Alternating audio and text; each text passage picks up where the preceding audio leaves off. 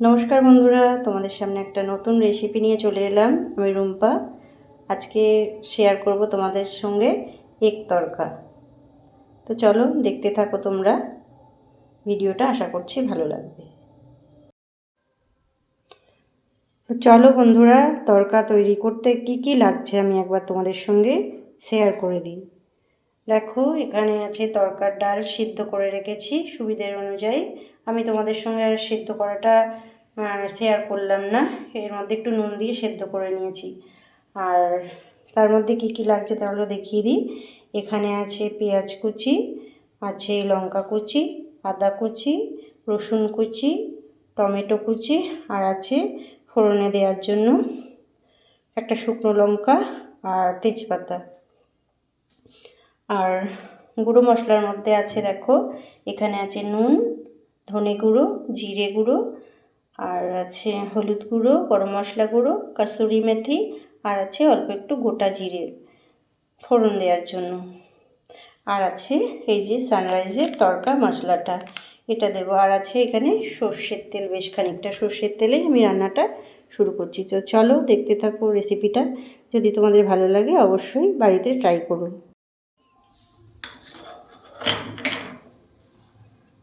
সবার প্রথমে আমি গ্যাসের ফ্লেমটাকে অন করে দিলাম, কড়া বসিয়ে দিয়েছি। এখানে কড়াটা একটু গরম হয়ে যাক। কড়াটা গরম হলে আমি এর মধ্যে সর্ষের তেল ঢেলে দেব। পাচ্ছ ভালোভাবে কড়াটা এখানে গরম হয়ে গেছে, তো ওর মধ্যে দিয়ে দেবো বেশ খানিকটা সর্ষের তেল।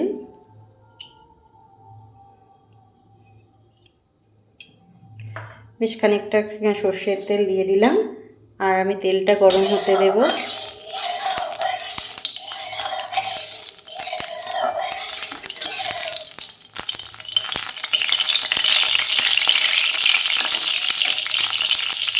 তেলটা গরম হোক।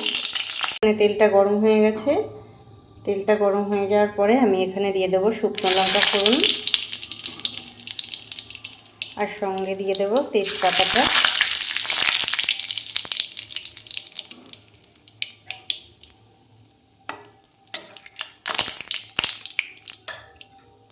ফোড়নটা হয়ে যাওয়ার পর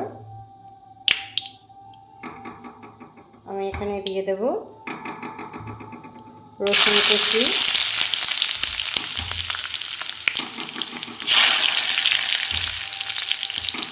আদা কুচি,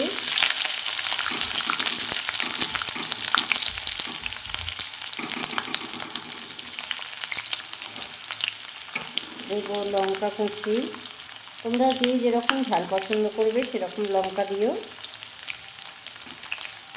তারপরে দেব পেঁয়াজ কুচি।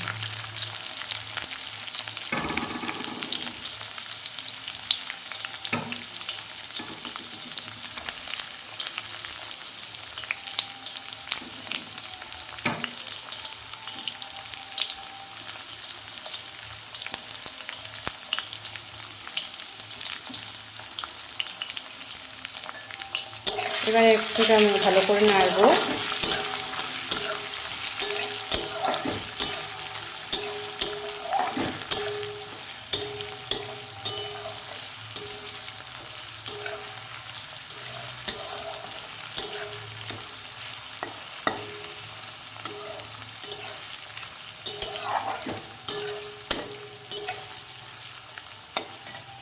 পেঁয়াজটা একটু ভাজা ভাজা হয়ে আসবে অর্ধেকটা, তখন আমি টমেটোগুলো দিয়ে দেবো।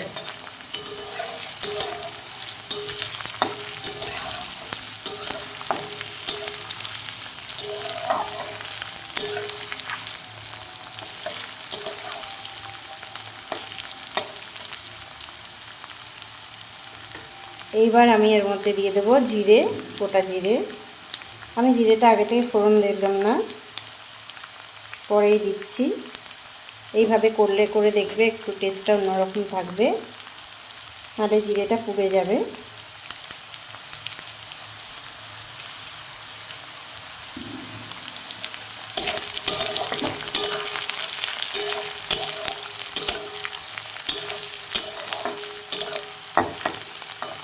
তো বেশ খানিকটা পেঁয়াজটা রসুনটা ভাজা ভাজা হয়েছে, এর মধ্যে দিয়ে দেবো টমেটোগুলো।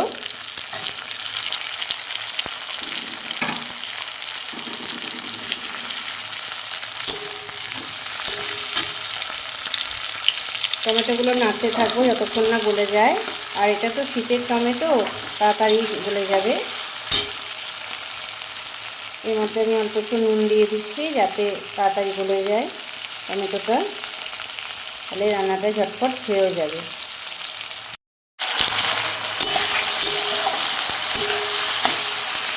আমি তেজপাতাটা এবার এখান থেকে তুলে নিচ্ছি।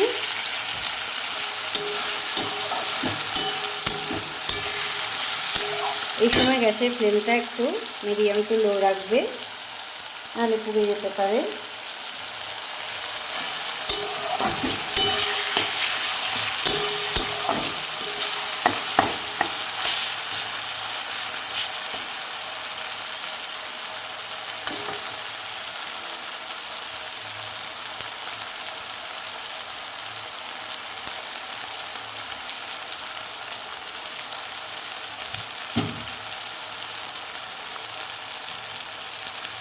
তো টমেটোটা অল্প অল্প একটু গলে গলে এসছে। এই সময় দিয়ে দেবো আমি এই যে গুঁড়ো মশলাগুলো। এতে আছে, আর একবার বলে দিই, ধনে গুঁড়ো, জিরে গুঁড়ো, হলুদ গুঁড়ো আর গরম মশলার গুঁড়ো। নুনটা তো আমি আগেই দিয়ে দিয়েছি।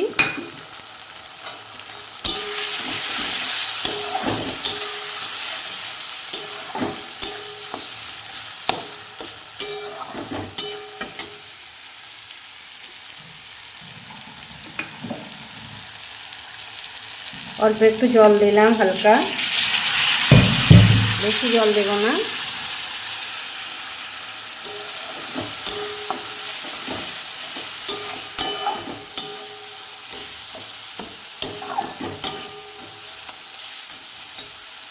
এর মধ্যে দিয়ে দেবো কসুরি মেথি খানিকটা,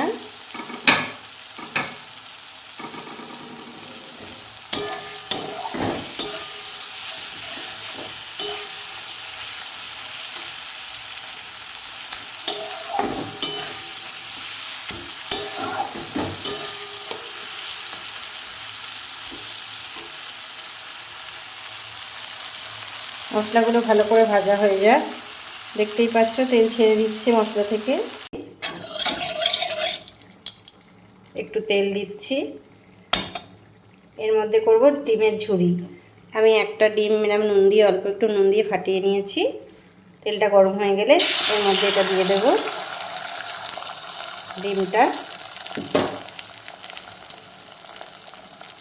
দিয়ে আমি এইভাবে ডিমের ঝুরিটা করে নেব। আমি একটাই ডিম দিলাম, যেহেতু আমার তরকার পরিমাণটা কম।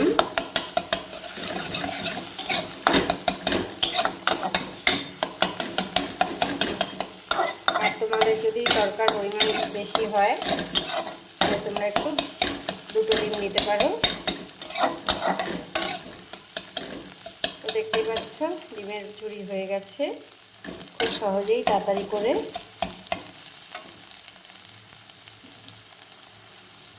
তো তরকাটা এখানে আমার ফুটে উঠেছে। তরকার মধ্যে যে জলটা ছিল ওটা দিয়ে দিয়েছি।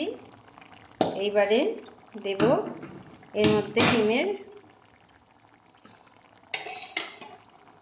ঝুড়িগুলো ছড়িয়ে দিলাম।